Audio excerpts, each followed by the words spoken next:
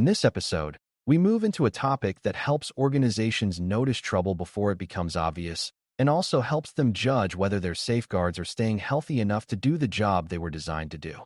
That makes this one of the most practical subjects for anyone studying certified in Risk and Information Systems Control, CRISC, because risk management is not just about describing problems after damage has already happened. It is also about building ways to watch for warning signs and to observe whether the control environment is holding up under real business conditions. A beginner should think of this topic as a way of giving the organization two different sets of eyes. One set watches the changing risk environment itself, and the other watches the controls that are supposed to reduce or contain that risk. When those two views are defined clearly and used well, leaders are far less likely to be surprised by rising exposure or lulled into confidence by controls that look fine on paper but are weakening in practice. Before we continue, a quick note. This audio course is a companion to our course companion books. The first book is about the exam and provides detailed information on how to pass it best. The second book is a Kindle-only ebook that contains 1,000 flashcards that can be used on your mobile device or Kindle. Check them both out at cyberauthor.me in the Bare Metal Study Guide series. A key risk indicator, KRI, is a measure that helps the organization detect changes in risk exposure, risk level, or risk conditions over time. A key control indicator, KCI, is a measure that helps the organization understand whether important controls are present, operating, and performing in ways that support the intended risk response. Those definitions are related, but they are not the same, and that distinction matters. A KRI focuses mainly on the state or direction of risk, while a KCI focuses mainly on the state or direction of the control environment. One tells the organization something about potential harm or growing exposure, and the other tells it something about whether its safeguards are likely to remain dependable. For a beginner, the easiest way to picture the difference is to imagine a storm approaching a coastline. The KRI helps you notice the wind, pressure, and water conditions that suggest danger is increasing, while the KCI helps you check whether the seawall, warning system, and evacuation plan are still ready to perform when needed. One reason these indicators are so important is that organizations often struggle between two bad extremes. In one extreme, leaders notice problems only after a serious event, which means they are reacting instead of managing. In the other extreme, leaders receive endless data that does not help them see what truly matters, which creates noise instead of awareness. KRIs and KCIs are meant to solve both problems by focusing attention on selected measures that are strongly connected to changing exposure and control health. They are not supposed to be just another pile of statistics added to a dashboard because the organization had data available. For beginners, this is a key point. An indicator becomes useful when it helps people recognize something meaningful about where risk is moving or how well control protection is holding. If the measure does not help support anticipation, oversight, escalation, or decision-making, it may still be interesting, but it is not doing the work a true KRI or KCI is supposed to do. A strong way to separate the two concepts is to remember that KRIs are usually more concerned with warning, trend, and exposure, while KCIs are more concerned with discipline, execution, and safeguard performance. If a vendor begins missing service targets more often, if policy exceptions are growing in a sensitive environment, or if critical vulnerabilities remain unresolved longer than expected, those may be useful KRI signals because they suggest the organization's exposure is changing. If privileged access reviews are consistently late, if backup tests are failing too often, or if change approvals are incomplete in a critical application process, those may be useful KCI signals because they say something about the health of controls the organization relies on. For beginners, this distinction matters because it prevents confusion in reporting and decision-making. If leaders think a control measure is telling them the whole risk story, or if they think a risk indicator proves their controls are strong, they may make poor decisions based on a category mistake rather than a true understanding of what the measure actually shows. Another important lesson is that KRIs and KCIs are often connected, but they do not move together perfectly. A rising KRI may suggest that exposure is increasing even before control weakness is clearly visible. For example, A sudden increase in dependency on one third-party provider may raise organizational risk, even if the current control activities around vendor oversight are still being completed on time. At the same time, a weakening KCI may signal that the control environment is under strain even before the corresponding risk has turned into an obvious business problem. Repeated delays in access reviews may indicate growing control fragility, even if no known misuse has occurred yet.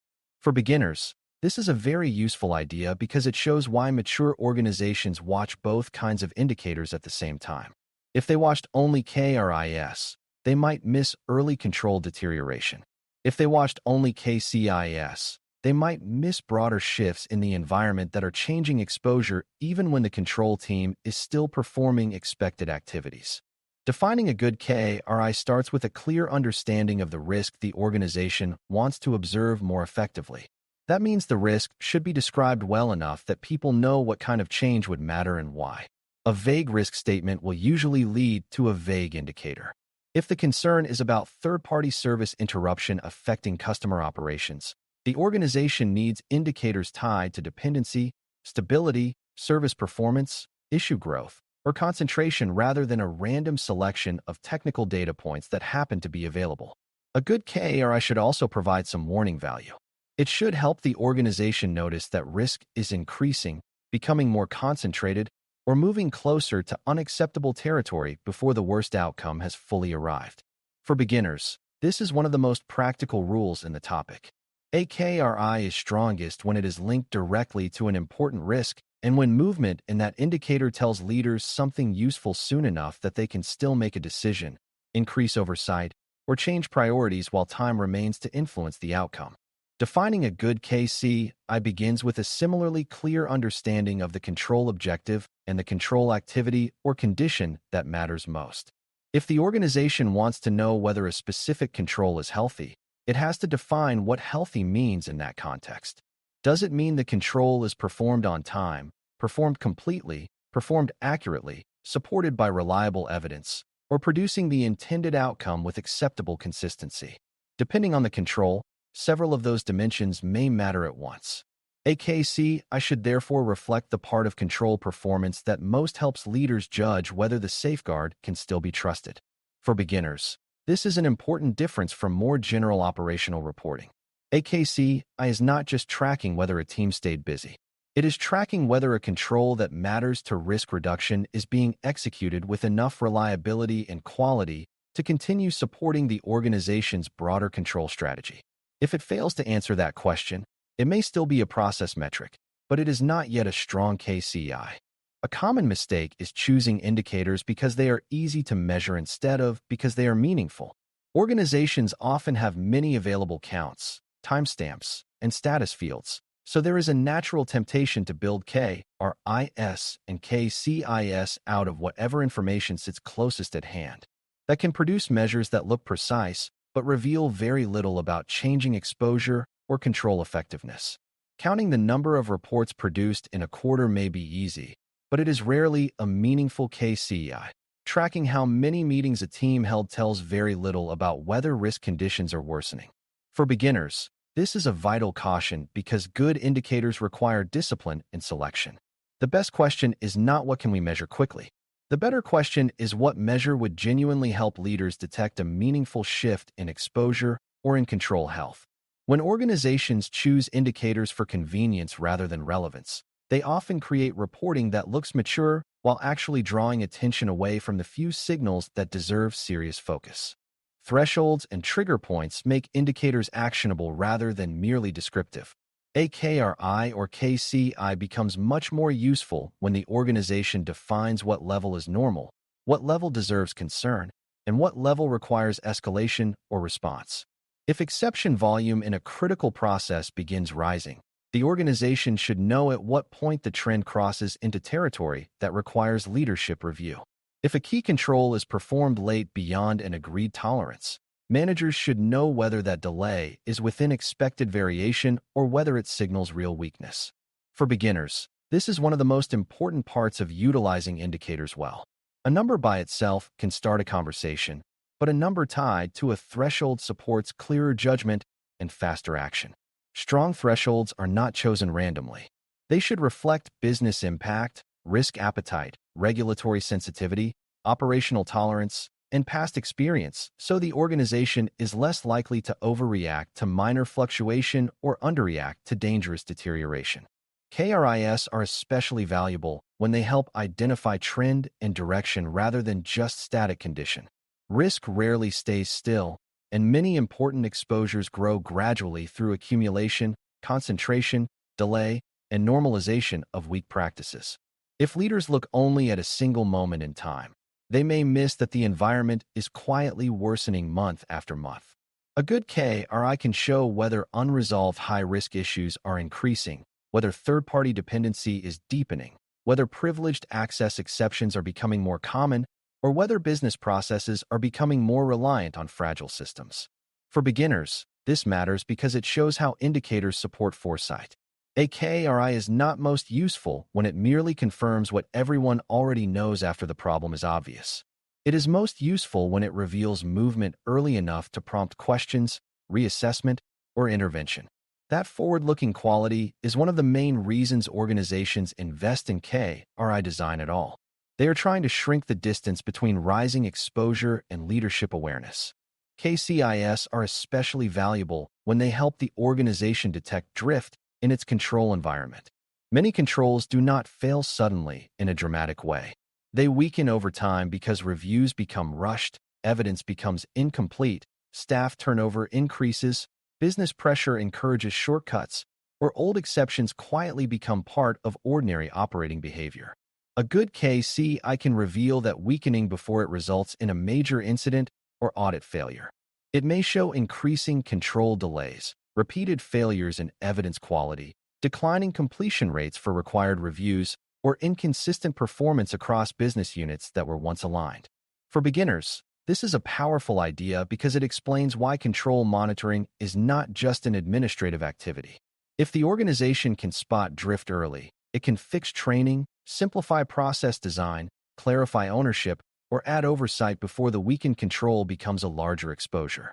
KCIs therefore help protect not just against current weakness, but against the gradual erosion of confidence that happens when a safeguard remains familiar while becoming less dependable. Using these indicators well also requires matching them to audience and purpose.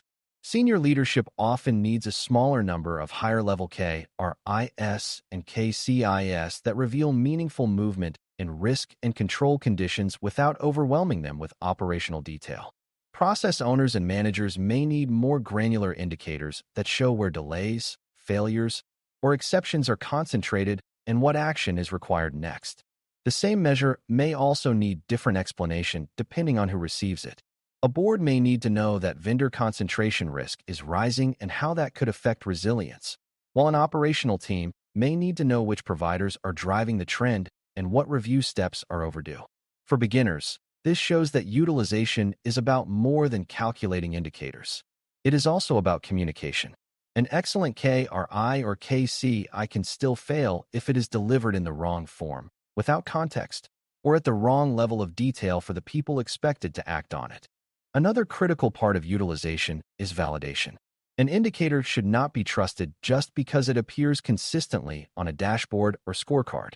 The organization needs confidence that the source data is accurate enough, the definitions are stable enough, and the interpretation is sensible enough for the indicator to deserve management attention.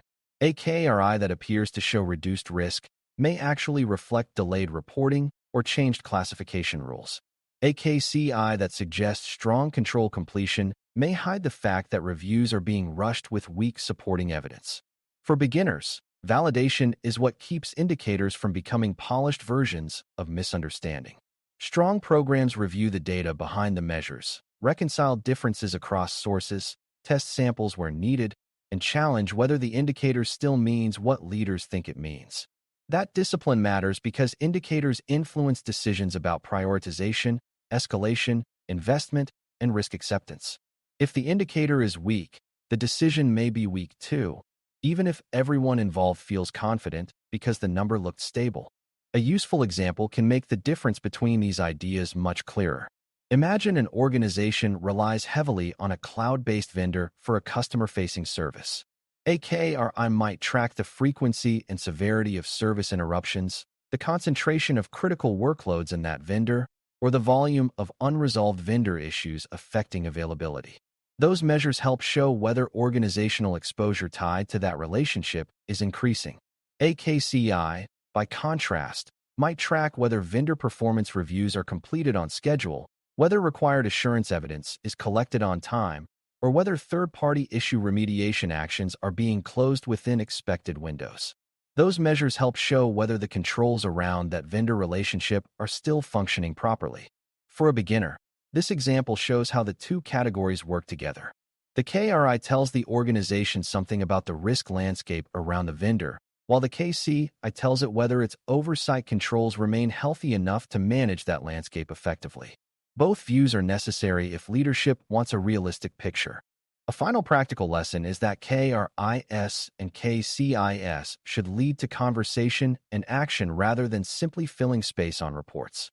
When a threshold is crossed, when a trend worsens, or when control health declines, the organization should know who reviews the signal, who investigates, who decides whether escalation is needed, and how follow-up is tracked. Indicators that are watched but never acted upon eventually lose their value because people begin to treat them as decoration instead of management tools. For beginners, this is where the topic becomes very real. The purpose of defining and utilizing indicators is not to create better charts. It is to create better awareness, better timing, and better discipline in organizational response. If the indicator does not influence attention, discussion, or decision-making, its practical value will shrink no matter how elegant its design seemed at the beginning. Mature use means the indicator is tied to governance, accountability, and a repeatable response path that prevents important signals from being noticed and then quietly ignored. As we close, the main idea to carry forward is that KRIs and KCIs help organizations see two essential things at once: how risk exposure is changing and how well the control environment is holding up against that change. A KRI helps leaders watch the movement of risk, while a KCI helps them watch the condition of the safeguards designed to keep that risk within acceptable limits. Both need clear definition, meaningful thresholds, reliable data, thoughtful validation, and practical integration into reporting and decision-making. CRISC expects you to understand that organizations do not manage risk well by waiting for major events to explain what their indicators should have revealed earlier. They manage risk better when they define the right signals, watch them consistently, and use them to support timely action before small warnings grow into larger failures. For a new learner, that is the heart of the topic. Good indicators are not just measurements. They are early awareness tools that help turn uncertainty and control performance into something visible enough to govern. Thanks for listening. For more audio courses, daily newsletters, and more, please visit baremetalcyber.com.